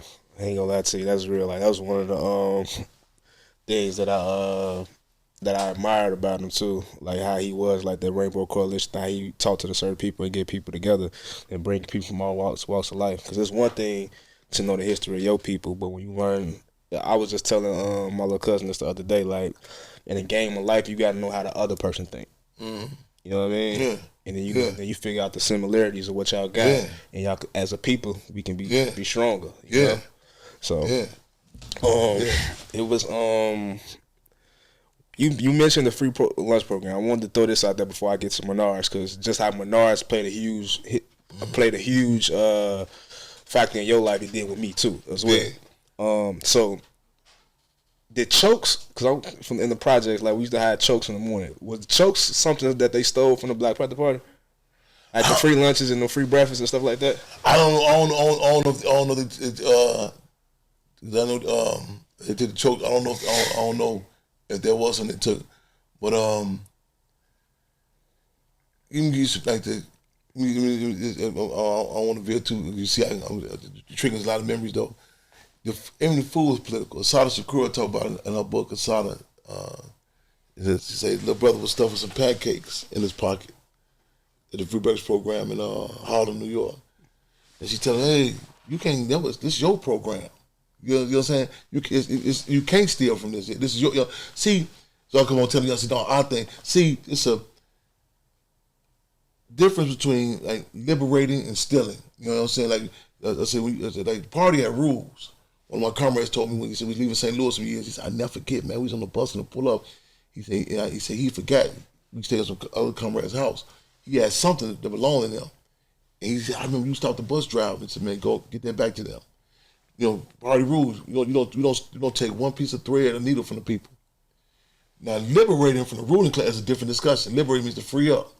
So the party, the breakfast was saying, I can get a lawyer for my case for a long time. There's one lawyer I ended up getting. I said, "No, you guys, how you dealing? How I get you? You know?" He said, "Hey, I ate the free breakfast program." I remember a situation they was having that players picnic or something one time. This years back. So everybody going there, and they was, man, everybody going there. And once they say, "Chairman Fred going," I'm going because he finna do this. He on something. So they on there, Bishop Don, everybody on there, they talking to me. So I get the mic to my political prisoners and everything, you know what I'm saying, to the history of the movement. And they say, damn, they said, Chairman Fred, we go. I said, man, we gonna be in the barbershops, the mosques, wherever the people that we gonna put this politics out. Another guy said, he said, how you know me and we ate at me and Bishop ate the free breakfast program. I said, y'all grew up on the west side of Chicago. See, that the party, I mean, it impacted the work, you know what I'm saying? I mean, everything down to, you know what I'm saying, the number of it's more black quarterbacks, you know what I'm saying? It's not some people say, well, I get my own way of thinking. So a war, you have different occupying armies. You get out. It was a revolutionary climate. You had a different, it impacted the people. Different. James Brown had a whole totally different song playing at first. He had, man, A-Trap Brown, not only was he man Jimmy Alameen, he literally drove this, man, you better go back in the studio with the garbage. He came back out to me, I'm black and I'm proud. You know what I'm saying? Again, I mentioned earlier, the devil disciples, we the black disciples, you know what I'm saying? The Black Stone Range, the Black Peace Stone Nation, even relationships. Chairman Fred said the best dressed brother is one with a leather jacket and a 45. It was a different climate, you know what I'm saying? So it impacted everything, how the breakfast program, it was not just charity. So even they tried their best. So I don't know if the choking, but typically the state they thing be, okay, like Malcolm X said about the March on Washington, we can't stop it, co-opt it. They done try to create bogus groups to continue the Black Panther Party legacy. The government literally, man, they had one cat, one group, man, I'm hearing them on YouTube, I thought it was me talking. I'm talking about down to the staccato. I said, damn, dude. Then I looked up, I said, damn, his security like my security. Well, man, I said, some cloning. They done tried it. But I say, nothing like this politics. I said, like, man, McDonald's can never make your grandmama hamburger. You know what I'm saying? They can try their best. It's a certain dynamic to it. No, facts. It's in the DNA. Now, Menards prison, right? You say, when we talked about legacy earlier, and this was kind of spooky to me because you spoke on in multiple interviews how, like, when you was arrested and took, they tried to sentence you 18 years in jail, they took you to Menards, and they pretty much tried to make you walk in the same exact steps when they took your father to Menards prison. And you broke out like how Menards is like an old slave, like. And for most people, they probably wouldn't get that. But I had a brother that was locked up in Menards. So he did almost 10 years down there. I used to go see him. I went to school in Carbondale. So Menards is like an hour away. So I had to drive to go see him like every weekend. And that, like how you spoke about that drive, that old rural country, like going inside that prison, that shit resonated with me. I'm like, that prison is really set to break you. Real talk. Yes, man. Even as a visitor, I'm like, damn. I'm like, Menard. You know, you can mention Menard. You can tell a person been to Menard when they respond. You know, and Menard. Man, I said, when they had locked me up and they had me on the circuit. That technically that's illegal. They call it something else. They say transferring you. They move you around different places. And Chairman Fred was sent to Menard in 1969 after the ice cream truck robbery framed him with. They say he gave ice cream to the children. He was sent to Stateville initially, and they called you by the number. He never responded to the number. If he responded, he would say, "I'm Deputy Chairman Fred Hampton, Illinois Chapter Chairman of the Black Panther Party." So he said he was and trying to have him hit and there. But I talked to the brother the other day. He told me about that. Trying to have some guys, man. They say, man, they ain't pulling, they ain't with that. But it really got exposed in Menard because you had, I'm talking about, it's in the Menard because the stance he took. That's why they got to reference you by your last name because he didn't fight just for him as an individual. He took a position objectively, saying who he is. You know what I'm saying? And so they say he had to be some sort of criminally mentally insane, so sent him to Menard. When he got there. I met these cats when I was in Menard, and they told me, their plan was to get down on Chairman Fred, because the administration had him on set to get down on him, to hit him. So when he got there, he had politicized him to the point they told the warden, we on Chairman Fred's security. Anything happening to him, we on you accountable for. When they sent me, when they took me down there, mind you, people like John Wayne Gacy and them, they used to be up on the hill. And they would take you down to the pit, drive you down that pit, you know. And when you drive with them, when they take you down, they take you through the neighborhoods. So they give you a message. If you do escape, this is you coming to. You see them old white ladies out on the porch to my man, the Confederates on the gun. I mean, all that. Man, the Tories. I mean, you're like, damn, what year is this? You know, man. Yeah. I remember I'm in the cell one time. And these guards just talking. Bring them chocolate guys in, and I'm looking. It's just like a time warp, you know. Oh man, that's a notorious. They come get me on my birthday. Pack your stuff and get up out of there. And brothers was beating the bar. Man, we're gonna be taking them. I'm like, hey man, well this joint, I'm good, man. Yeah, I mean it was a discussion about a black lady finna become a lieutenant up there. Man, hey. Them guys snap. And it's like you'll see them. They'll walk around for a week. They'll be like a week straight. You'll see them like they won't go home. I mean, they be in the prison. You like that? Is that the same dude? They had a name tag on. They like a week. I'm talking like you like this dude the same. I just see him last year. I'm tell you one situation in particular. They had sent me to North. When I first got there, sent me to North Side. When I get there. Their plan was to hit me when I got there. They tried to trigger me. They had the guards and they was tearing my property up. And they found a Chicago Sun-Times article with Chairman Fred in there. and they said it was gang literature. So the Warden Page, he come over there. We know about you. You a gang leader. Blah blah blah. So he was so racist. I mean, I think he said I was leader of Vice Lord. So he just throwing out even other guards like, no, he's like whatever. He leader one of them just to take him. So he said send me to North Side. And I got there. They put me up. And so you hearing guys holler, yeah. And one brother was like, man, he said, you know this where the chairman was at? I said, what? He said, yeah. He said, where you at? He said, what guy? I said, 7 Gallery. He said, man, the chairman. He said, I'm almost sure the chairman was up there. He said, what cell you in? I said, you know what? I'm gonna hold up on this conversation for a minute, because this getting a little too close. You know what I'm saying? They renamed me Deja Vu. That's the name they gave me. They said, you been there before, Deja Vu. And they would come through. One guard would come through, and I would have I remember you look through the crack to see if he's working. He would openly spit in the food tray before he feeds your breakfast. I remember told everybody to hold fast. You know, he had him working one time for like a week straight. I told the guy, I said, hey, what it is? He said, no, it's him. I said, you can hear him spit in the food tray. And I remember really cutting me when he got downstairs. His brother was downstairs. But said, you get the chuck hole in the door. I heard it. I was like, who opened it? Who finna eat? I said, man, it's a no-go. Let's do. I told the brother, I said, man, let them know it's a no-go. And we not. The brother said, hey, chairman, man. He said, man, I'm starving. I'm hungry. I said, man, it cut me. I said, man. And that chump spitting there again. And man, I remember that chuck hole opening, that food tray going in there. Yeah. Treating like that's... Man, you know, yeah, yeah. I remember, man, we had a policy. I put together a policy of blood in my mouth. It was a policy we had put together. That meant pick your moves. You know what I'm saying? They try to put you on your way to a visit, or they try to pull you off and all type of stuff. You know? Yeah, they happened to my brother plenty of times. Like, oh man, yeah. You had a thermal T-shirt on. That's against the rules. You can't. That's the blues they gave you. That's gang, because you gave me these pants. You know what I'm saying? Oh man, man. One brother, his grandmother, she's up in age. And she was close from the past. She's up in age. He go up there, man. She come to visit him, and man, she get up there.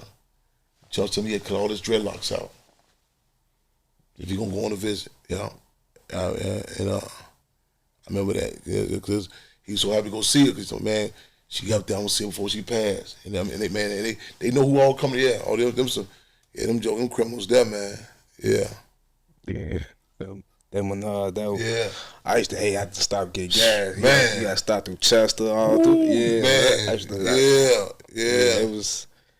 It's one of them places. You know what I'm saying? Even in Southern Illinois, like they got towns like Anna was like ain't no nigga allowed, or Peeneyville, like like that was. You bring it back memory, Even it was a movie and there was a book that they had in Carbondale that I came across. It was about the Panthers. The Panthers actually came down to, I want to say, the 60s or the 70s, and police found out where they were staying. Yeah. And they shot in their house like 60, like it was like 69 bullets or something like that. You see, actually, it was Carbondale. It was actually a branch. See, Chicago was a branch. You had Peoria, Rockford, Carbondale. I don't know if Champaign was actually a branch. Illinois was a chapter. So, so Carbondale was actually a branch of the Black Panther Party. Yeah. I know what you're talking about. Yeah. And they police tried to kill. Tried to kill him. Real talk. Yeah. Some difference. Yeah. Man, that's like I feel like, man, you would just. It's a lot. Like the inner kid in me, like I used to watch the History Channel all the time, read books on this. Like I could just ask you a lot, but I know we gotta, you know what I'm saying, we gotta get up out of here. Last little question I want. We'll be back. We'll be back another time. I seen you with Nip, brother. Seen you with Nipsey Hussle, brother. Black Sam. You went out there for the Marathon Burger, and you mentioned that you had a relationship with Nip. Like you met Nip before he passed. Like what was that like? Ironically, at the time we doing this, I just sent Black Sam. I just sent him this clip. I just seen on social media when Nip was in the studio, and the brother who was doing the commentary was talking about it. He said, "Man, Nip, my type of guy," because they played it, and he was clapping. And Puffy Combs said something like, don't clap no more. It's like that. So and Nip said, clap all. I'm gonna clap all my night. He kept on clapping. And he looked at Lauren, his girl. Clap to you. And I said, hey, at Nipsey, man, I be backstage in Sacramento doing the marathon tour in 2010, 2010, 2011. And let me say this real quick too. I know we're going to make sure I tell you about Nipsey Russell. The comedian, right? Yeah. Make sure I tell you about that too, but we'll tell you about me with Nipsey Hussle. So I'm a little ways from him, and I see him backstage. And at the time, all the rappers was wearing them white Jesus medallion. So I see, man. So I said, whoa, that's something else. So I look closer. I said, man, that's Malcolm X on his chest. Mm-hmm. Now that gold Malcolm X with diamond embroidered on it. So as soon as he got, I said, my man, you in tune with Chairman Fred Hampton? He said, Chairman Fred Hampton Jr. What sort of man would I be if I would know who Chairman Fred Hampton was? So I said, man, my man. And actually, I remember later on, we was in Oakland until I was going to touchdown with him. Then we got the word. I pulled over. I was on something in Western. And they came on the radio or something. Got to see, they ain't said, I'm saying, he was assassinated. Mm. I mean, just pulling over that day. And that long. Matter of fact, Black Sam, he coming August 30th, the Chairman Fred's birthday. He gonna be up here, yeah. Okay. He coming August 30th, yeah. And lineage, legacy. You know, his father's history. You know what I'm saying? Forgot to put the freedom fighter. You know what I'm saying? They you know what I'm saying, they history to know that. You know what I'm saying? And again, you need to go back to legacy, man. Yeah, to have something you can relate to. Yeah. Mm-hmm. He told me how when he went back home. He remember the whole country, like Eritrea. It was Ethiopia. Okay, make sure. They Eritrea or something. Eritrea, yeah. At a certain time, everybody they come for lunch break. Everybody sit down, they pray together. You know what I'm saying? Had an impact in him. Community. Yeah. You need that. Yeah. When I think of Nip, when I try to relate to Chicago, I be thinking like LIL Durk. Like I see the rise of LIL Durk, and even just listen to like his new music and how he's getting into like Islam. Like, I feel like he was turning to something, and I think the same thing. Instead of killing LIL Durk, part of me feel like they try to take Durk off the street. You know, just coming. You can look at literally.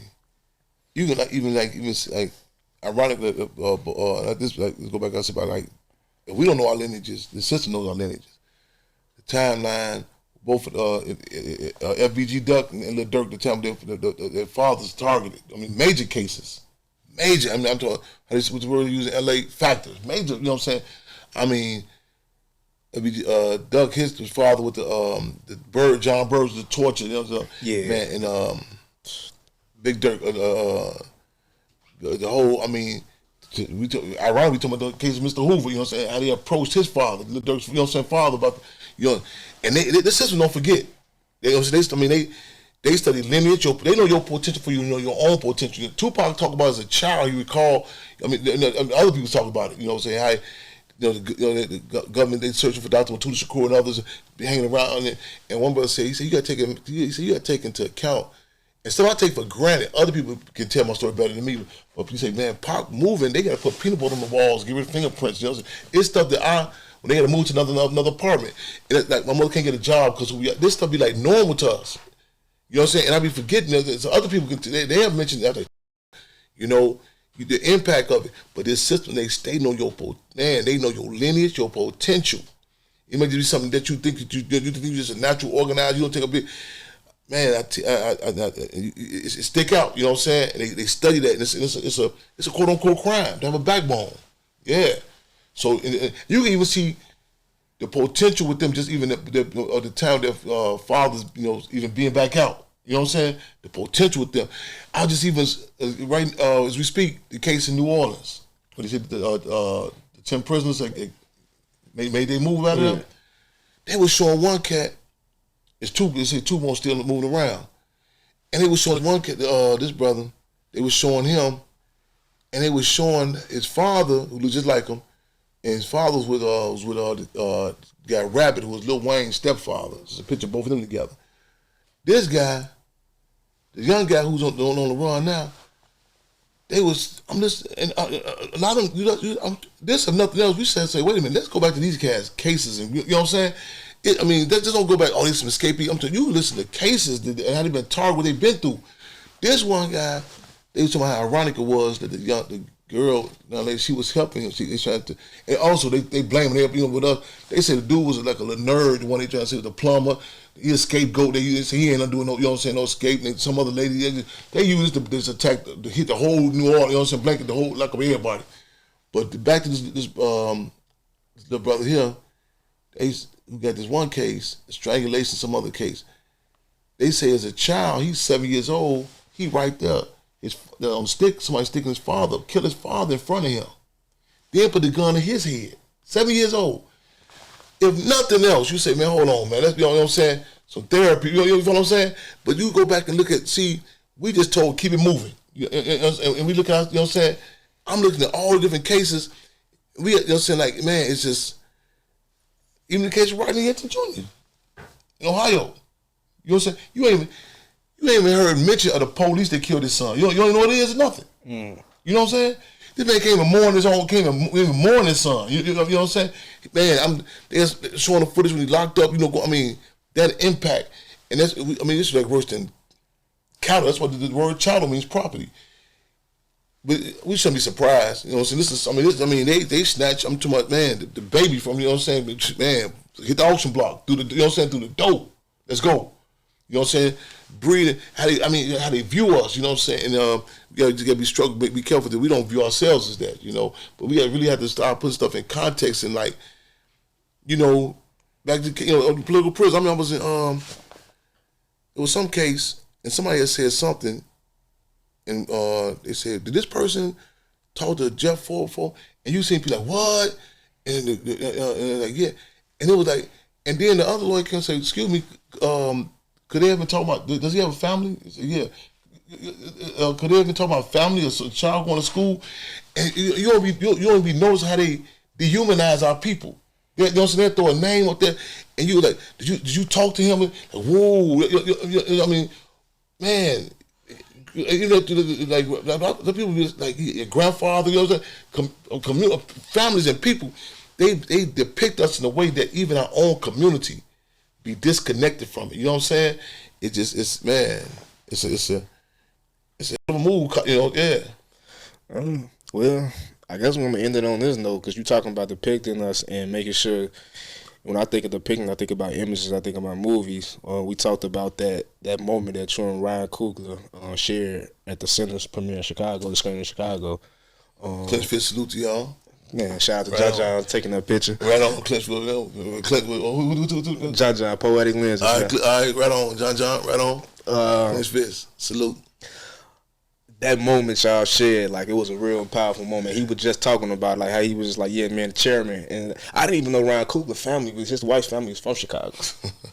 Yeah, that was just crazy. That was something like, but that moment y'all shared, can you just speak on like that and just y'all relationship and how it's important to have brothers like that with a platform to show film, to tell our stories? I just talked to him this morning, and they showed centers in Clarksdale, Mississippi. My family from Clarksdale, Mississippi. What? Yeah, I just buried my father in Clarksdale, Mississippi in August. Oh wow, our condolences. Yeah. Interesting, and man. Yeah. Man. He's right here, Lorenzo. Shout out to Zoe. Man, right on. Long live. Yeah. Right on. And they didn't you know no movie theater. Ain't nothing. You know what I'm saying? Nothing out there. You know, and to be able to, and he was coming as a young brother. He was talking about I've killed his brother's first day. I'm seeing the article. Last name Yarbrough. And I was coming. There's a lot of people that was in Maywood that got the Yarbrough last name. But he was coming. How this young brother's phenomenal organizer. He said how he really had put the petition to call for them to do the showing down there. You know what I'm saying? Down in Clarksdale. In so many cases, our people, whether it be the movie industry, food industry, educational, we're like just subjects. Like talk. You know what I'm saying? You come through. You should be happy somebody talk about you. That's it. But there's really no connection. You know what I'm saying? And I mean, like no no connection to the community. That move last, and the way to do it, so he said, he's telling me this young brother had really played a key role, a major role. And he told me, he said, man, Chairman, I thought about you when I seen this young brother, since organized. And then another brother had called me on FaceTime, and put Ryan there, and the Zenzi, his wife, since fist to both of them. And that's to do that. You know what I'm saying? This brother, like I was listening to Delroy Lindo, who's talking about they was coming to the scene in Centers, and they was saying, what about this scene? I was in the car driving. He said it's improv, but initially the studio was like, no, cut all that gotta go. He talked to Ryan Coogler and something. He said, I said, I know what happened. Man, that connection to our community. Ryan Coogler, and this is for education, police, and whatever. You need people that can relate to your people. You feel what I'm saying? They can relate to you. Personally, unless it mean no harm. They really, it's like a phone. Black people cannot connect. And I ain't talking about just give me no any black person either. You know what I'm saying? I'm talking that they can relate to you. His auntie grew up on the same block where the Black Panther Party put the first stop sign at. That's a famous story where the children being... Where the kid got hit. Yeah. This European champion, see when I think directed traffic. His auntie, you know what I'm saying, on that block. Ryan Coogler remembered me. We talking at the Hampton House. He remembered me when I'm in Oakland, passing out flyers at a flea market, down to what boots I had on. I mean, literally down to what I had on, how passing out flyers. And we talking at the Hampton House, and this before because it was a no. It was so many people thought they gonna do a movie on the Panthers. All that. No, this is no go. Man, we talking and we locked eyes at the same time. I said, whoa. His wife was with him then. You know what I'm saying? And we both, I said, you remember? I said, oh man, we said the same time. Hey, this, and when people describe him, they say, man, no, he's different. You know what I'm saying? And somebody just texted me the other day and said, Champ, you said he was a genius, but the world is seeing. It's a humility. With him, it's putting the ear to the ground, you know what I'm saying, relating to the people, you know what I'm saying, man, yeah, and it's, I say even with him and others, you know, they just all, you know, I say even I tell people like, you know, say we had a lot of struggles, like even this was titles that was proposed, so on and so forth. And with Tupac, say me and my big mouth, and I'd make a joke. I say probably I shut my mouth. You know, it probably came out. We got a big bag, whatever. So no, maintain principle. I mean, and I was able to be what I refer to as a dream team. Him, the Charles King, Shaka King, Zenzi, Dominique Fishback, Daniel Kaluuya, Daryl Britt, you know what I'm saying, Algie Grit. I don't know, I'm missing some names though, but that energy to be able to say, man, because we know the purpose. I mean, we basically have understanding on the purpose of Hollywood. You know what I'm saying? Mm-hmm. And there's things that you may take for granted. I remember this even on the scene where they kissed. And I remember we was making a joke on the set, like, Chairman, you got to be here for this? Yeah. I say, make sure, okay, Chairman, come a little close, she come a little close. Because, you know, I'm thinking, like, how people say, you know think like, oh, somebody taking advantage of their position, you know what I'm saying? So you balancing out. Lo and behold, to me, a sister who played Spurgeon Jake's mother, Alicia Joy Powell, she said, Chairman, did you know that Hollywood had a law for years that you could never show black people in a loving relationship? Yeah. Everything political. And look at even even how when he does like the characters. What's his name? They don't fit the stereotypical what are you talking about? Look of beauty. You know what I'm saying? I know this is the machine gears up, but when he touch on it, you can see the beauty. I mean, you know what I'm saying? The man. They got to act like I said, you know. And I feel I'm glad I know my field, I know my niche, to be able to come in contact with other, you know what I'm saying, forces who are phenomenal in their respective field. You know, he got to. I mean, he can, man. I mean, with times I'm like, no, this is a no go. This can't be said. And I'm like, I'm on 10. You know, I'm walking to the set, and he said, "What about this?" He figured out how to merge this. One time, D-Lo, another brother. This brother, he did some time. Solid brother. This Ryan, man. Ryan, this is guy, man. It's our guy. And they make a joke about me. One time, I came on the set about 6 in the morning. I got 2 cups of coffee and walking on the set. And then Lakeith Stanford playing William O'Neal, he had a beret on, about 4 stars on it. I threw the coffee in, I said, God, I said, damn, I said, damn, Chuck ain't got no damn stars in this beret. Who is this dude? And so we had to take the stars off, you know. See, even to respect that, you know what I'm saying? A lot of times people say, well, it looks better for the movie, you know what I'm saying? But so to be able to, don't get me wrong, we have some struggles, but to be able to find that points of unity, yeah, it's genius. Shout out to Ryan Coogler. Yeah, you see that? Yeah, they embrace it. Like I say, it's real, man. Yeah. That went hit home.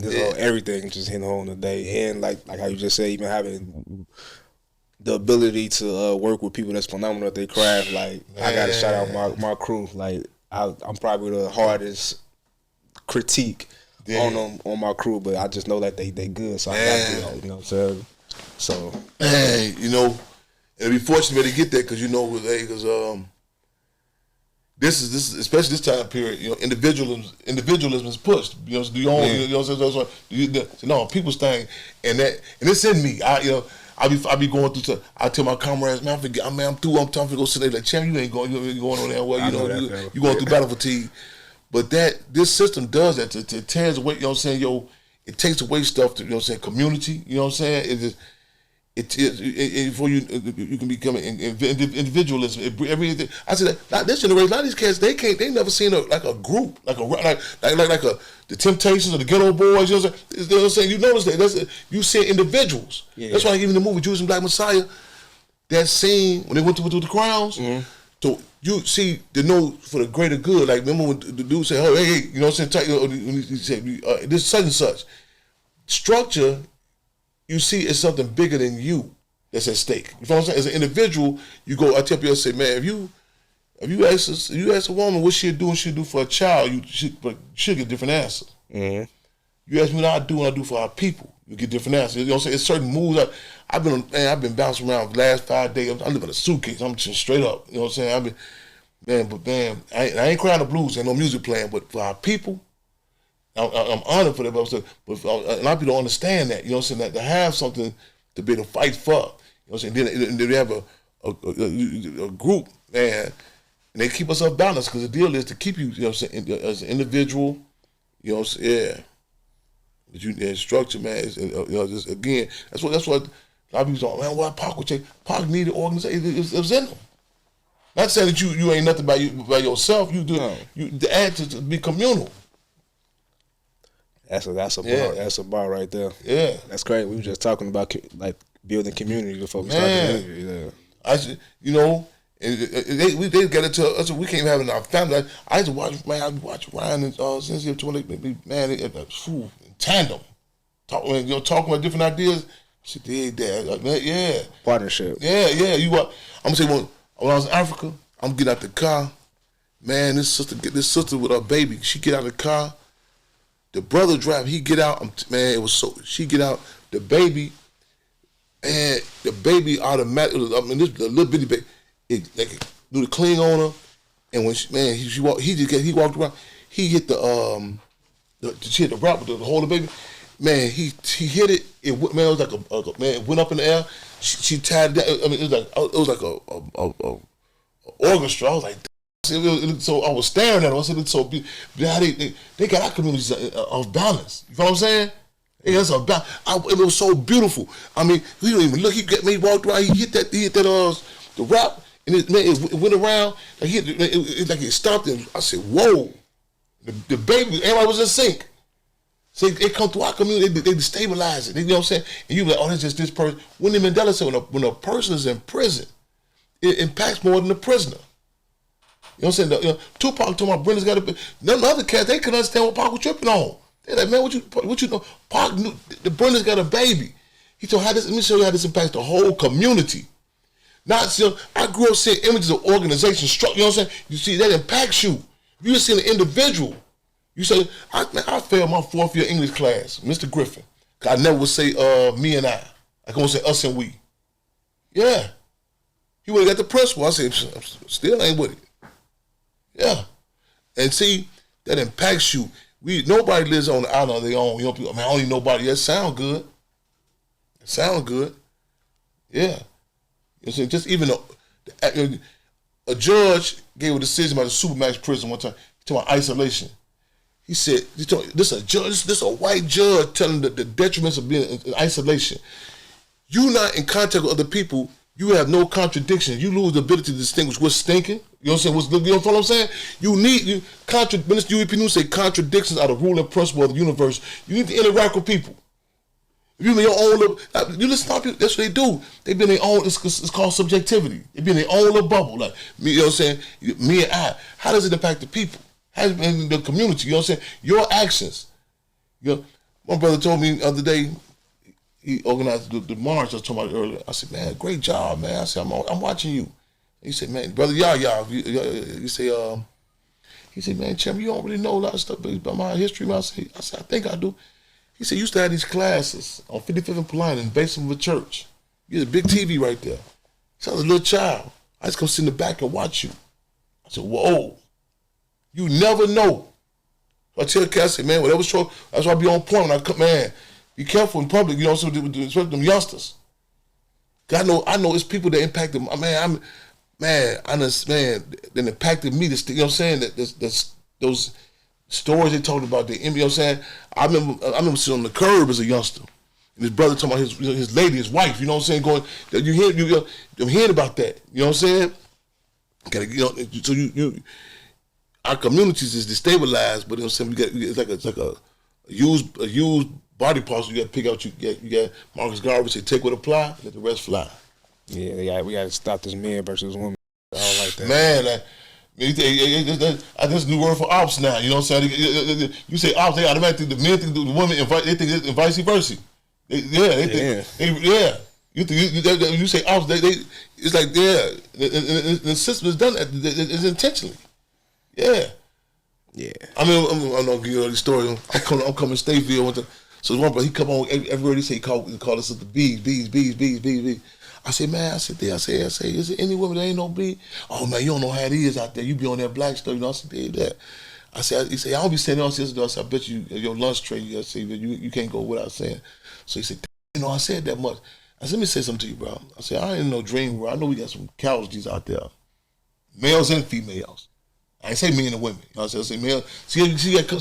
I said come to the door. You know what I'm saying? I'm gonna come in with I'm real big about structured terms.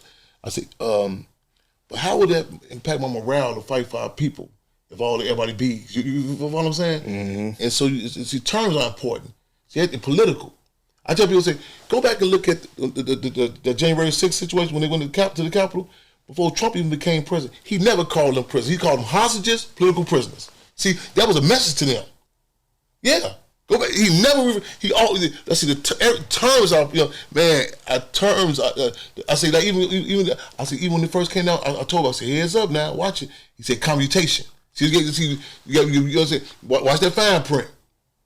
Because a lot of guys, oh man, he's come on with that. I said, heads up now. And we got to be able to, what Frantz Fanon said. Frantz Fanon, Nigerian theoretician, which was mandatory reading by the Black Panther Party.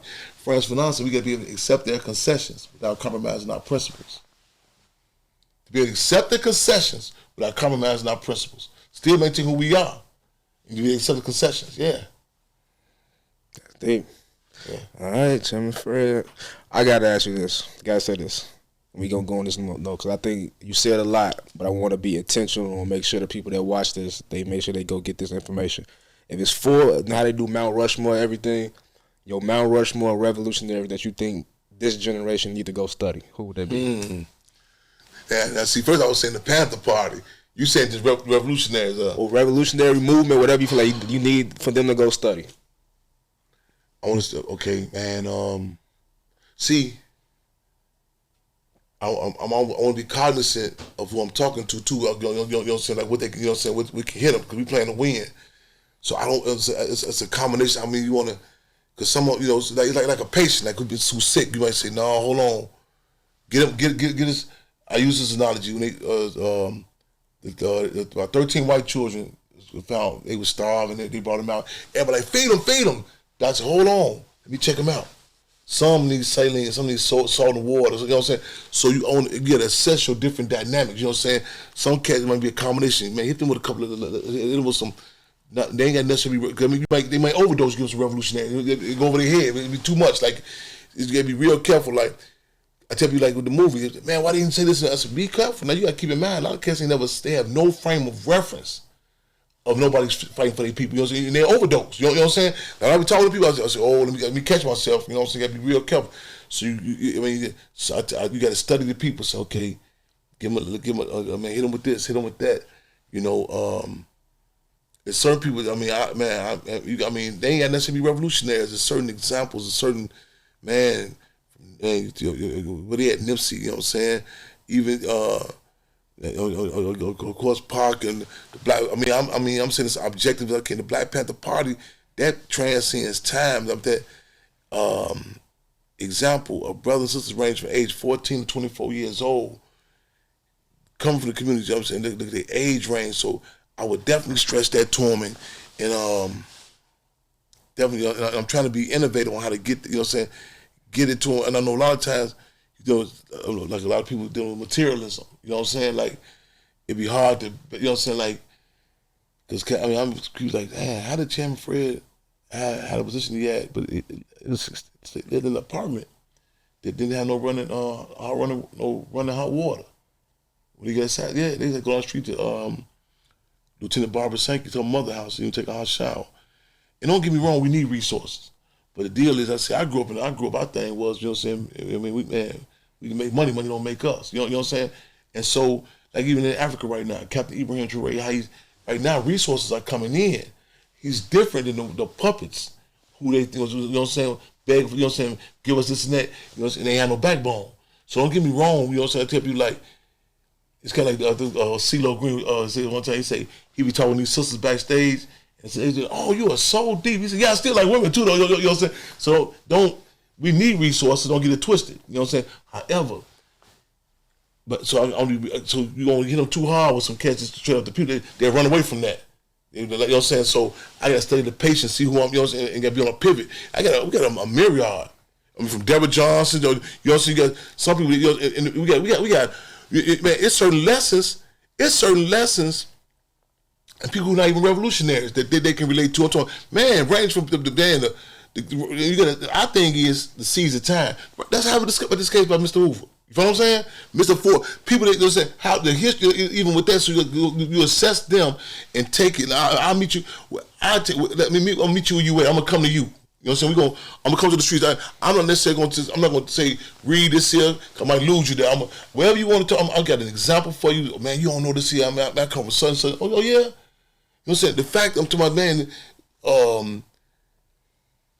time he did. You know what I'm saying? All, you know what I'm saying? All the different dynamics. You know what I'm saying? The court case and the writings, the blueprint, the book. You know what I'm saying?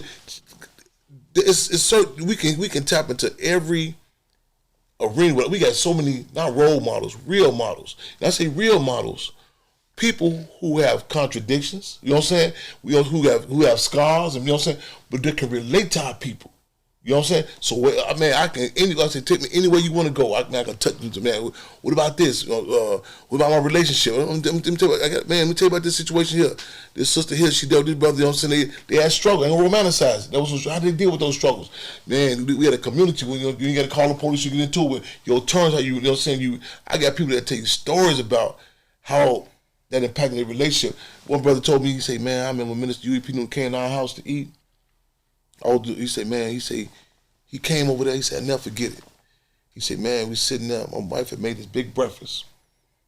He said, man, my wife, she been breakfast. He said, I go into a thing, what you doing? He said, man, you don't eat no pork, you know what I'm saying?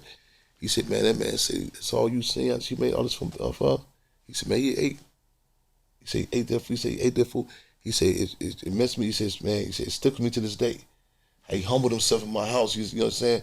He said, she went through all this. He said, man, he said, time we didn't really have nothing. He said, but how he dealt with that situation. You know what I'm saying? We got so many examples for our people, man. So many. You know, man. You can. We can't let the ruling class give them to us. I tell people that I only want to interview Claudette Colvin before she passed. I bet you don't know who Claudette Colvin is. Claudette Colvin, man. This dark-skinned 16-year-old sister who was pregnant, who refused to give up her seat before Rosa Parks. Man, it's intentional they don't talk about her, man.